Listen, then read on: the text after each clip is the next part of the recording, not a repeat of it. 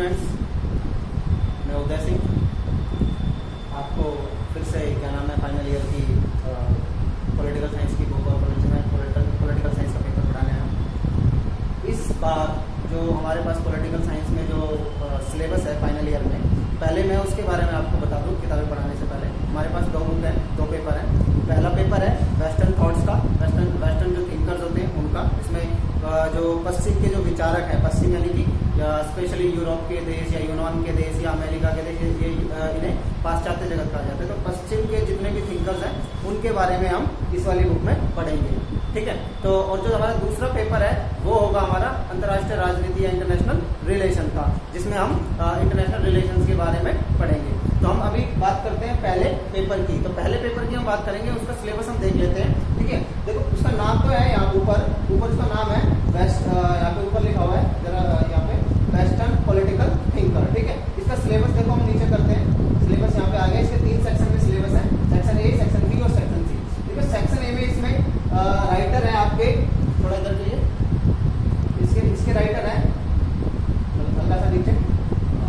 देखो इसके section A में जो 3 थिंकर है, इसमें एक तो है प्लेटो। इसमें हम प्लेटो के बारे में पढ़ेंगे, जिन्होंने यूनान में सबसे पहले राजनीतिक विचारों को जन्म दिया, हम ऐसा कह सकते हैं। और उसके बाद उनके जो स्टूडेंट है एरिस्टोटल, जिसे हम अरस्तु के नाम से जानते हैं, फिर उसको पढ़ेंगे। और उनके बाद हम इसमें पढ़ेंगे एक्विनास को पढ़ेंगे, ठीक है, संत एक्विनास को। उसके बाद जो सेक्शन बी है, सेक्शन बी में हमें पढ़ना पड़ेगा मैकियावेली, जो कि बहुत ही रियलिस्टिक थिंकर थे अपने टाइम के। कहते हैं कि ये इंडिया के चाणक्य की तरह थे, बिल्कुल उनकी तरह सोचते थे। और फिर पढ़ेंगे हम हॉब्स को, लॉक को और रूसो को। ये समझौतावादी विचारक रहे हैं, ठीक है। इसके बाद जो सेक्शन सी है उसमें हमें पढ़ना पड़ेगा बेंथम को, जो कि उपयोगितावादी विचारक हैं। मिल को पढ़ना पड़ेगा, जो कि बेंथम के ही स्टूडेंट थे, और ये भी उपयोगितावादी में ही आते हैं, जिन्होंने स्वतंत्रता की बहुत अच्छी व्याख्या की है। और इसके बाद हम बात करेंगे हेराल्ड लॉस्की की, जो कि 1950 के आसपास के टाइम में बहुत बड़े थिंकर रहे हैं, ठीक है, जिन्होंने समाजवादी चिंतक के तौर पर भी जाना जाता है। और इसके बाद ये कुछ बुक के रिकमेंडेशन है, क्योंकि इंग्लिश में है, इंग्लिश की बुक है, इंग्लिश मीडियम की, तो उनसे हमें कोई मतलब नहीं, इन्होंने बुक रिकमेंड कर रखी है। अब हम आ जाते हैं दूसरे पेपर पे, ठीक है। दूसरा पेपर कौन सा है हमारा? मैंने बताया था ना आपको, इंटरनेशनल रिलेशंस का है। तो इसमें हमारे पास क्या क्या हमारे पास इसमें जो टॉपिक्स हैं वो देख लेते हैं। देखिए ये भी खंड क्या ही खंडों में विभक्त है, 3 खंडों में, कैक है और कै में। हम कै में देख लेते हैं। तो कै में इसमें आता है सबसे पहले द्वितीय विश्व युद्ध तक अंतर्राष्ट्रीय प्रवृत्तियां, यानी कि दूसरे विश्व युद्ध, यानी कि जो दूसरा युद्ध हुआ था 1939 से लेकर 40 तक, उसमें 45 तक, उसके बाद का जो विश्व है, यानी कि 1946 से लेके अब तक का जो टाइम है, उसमें क्या क्या हुआ। जैसे कि उसमें शीत युद्ध हुआ था, उसमें संयुक्त राष्ट्र संघ का निर्माण हुआ था, उसमें संवहन कार्यप्रणाली आई थी, और इसके अलावा संयुक्त राज्य अमेरिका की क्या भूमिका रही उस टाइम पे।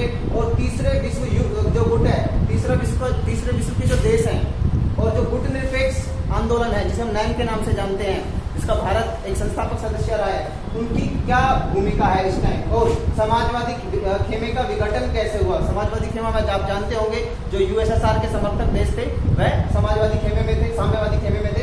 उस साम्यवादी खेमे का विघटन 1991 में हुआ था, वो कैसे हो गया था, ठीक है। और इसके साथ ही हम पढ़ेंगे यूरोप का पुनर्गठन, ठीक है। जब साम्यवादी खेमे का विघटन हुआ था तो यूरोप का पुनर्गठन फिर से हो गया था, ठीक है। अब हम पढ़ते हैं खंड कै। खंड कै में होगी हमारी विदेश नीतियां, संयुक्त राज्य अमेरिका की विदेश नीति, चीन की, भारत की व रूस की। हम यहाँ पर इंपॉर्टेंट विदेश नीतियां जो हम पढ़ेंगे, जिनके मेजर फैक्टर इंडिया के ऊपर पड़ते हैं, ठीक है। अब हम पढ़ेंगे कै में, पार्ट कै निकालना सर,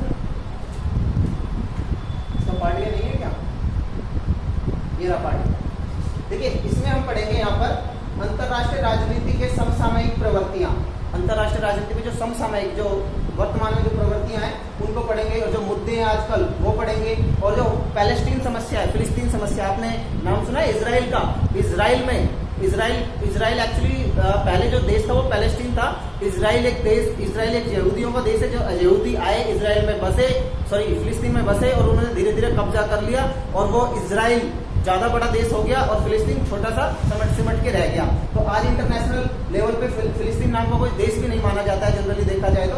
हम इस फिलिस्तीन समस्या को पढ़ेंगे, क्योंकि फिलिस्तीन की समस्या है जो कि इजराइल से सीधा संबंध रखती है। और क्या नाम है, अरब इजराइल का जो संघर्ष है वो भी इस चीज को लेकर ही है, ठीक है। अरब के जो देश है वो फिलिस्तीन के बगल के जो देश है वो है जिसका इजराइल से संघर्ष चलता रहता है। और इसके अलावा जो खाड़ी जो संकट है उसको हम पढ़ेंगे। उसके अलावा जो 1978 में जो अफगानिस्तान संकट आया था, रसिया ने क्या नाम है डायरेक्ट आर्मी डिप्लॉय कर दी थी अफगानिस्तान में, उसकी बात करेंगे। उसके साथ हम नवीन विश्व अर्थव्यवस्था नियो की बात करेंगे, न्यू इंटरनेशनल इकोनॉमिक ऑर्डर की, कि भैया न्यू इंटरनेशनल इकोनॉमिक ऑर्डर कैसा हो, नई अंतर्राष्ट्रीय अर्थव्यवस्था कैसी होनी चाहिए, ठीक है, इसके बारे में बात करेंगे हम। इसके लिए मैं आपको और डिटेल से इसकी चीजें बताऊंगा आपको मैं। इसके बाद हम बात करेंगे एशिया में क्षेत्रीय सहयोग के लिए जो संगठन है आसियान, उसकी बात करेंगे, जिसके 10 हमारे 10 सदस्य देश हैं, उनकी बात करेंगे। और इंडिया इसमें कब इसमें क्या नाम है भागीदार बना, वार्ता भागीदार बना, और उसको क्या क्या बेनिफिट इससे मिल रहे हैं, उस चीजों की बात करेंगे। इसके बाद हम बात करेंगे सार्क की। आप जानते हैं सार्क में 8 देश हैं, भारत भी उसमें से एक है, तो इस वाले संगठन को भी हम इसमें प्रमुखता से पढ़ेंगे। तो इसमें 2 मेन संगठन है, एक तो सार्क और दूसरा आसियान, ठीक है। ये दोनों ही इसमें देखो, इसका तो आसियान का तो भारत सदस्य नहीं है, लेकिन सार्क का भारत सदस्य है। लेकिन ये दोनों ही दक्षिण एशिया और एशिया के रीजन में है, इसलिए इंपॉर्टेंट हो जाते हैं कि भारत के आसपास है ये, इसलिए हमें पढ़ना जरूरी है। और इसके अलावा हमें पढ़ना है क्या, निशस्त्रीकरण, जो शस्त्र हैं, जो बड़े से बड़े हथियार बन रहे हैं, उनको खत्म करने की बात, उनको कम करने की बात इसमें हम पढ़ेंगे। इसके लिए कुछ संधियां हुई हैं इंटरनेशनल लेवल पे, जिसमें फेमस है एनपीटी, साल्ट, स्टार और आईएनएस, ठीक है। इसके अलावा हम पढ़ेंगे डिसआर्मामेंट, ठीक है, 2 शब्द होते हैं, शस्त्र निशस्त्रीकरण और निरस्त्रीकरण। डिसआर्मामेंट भी पढ़ेंगे हम, जिसमें हम एक और ट्रीटी पढ़ेंगे, CTBT, comprehension test band treaty. और इसके अलावा एनपीटी, ये वही है, एसएटी, साफ, स्टार्ट, ये सारे वही है जो ऊपर लिख रखे हैं, ठीक है।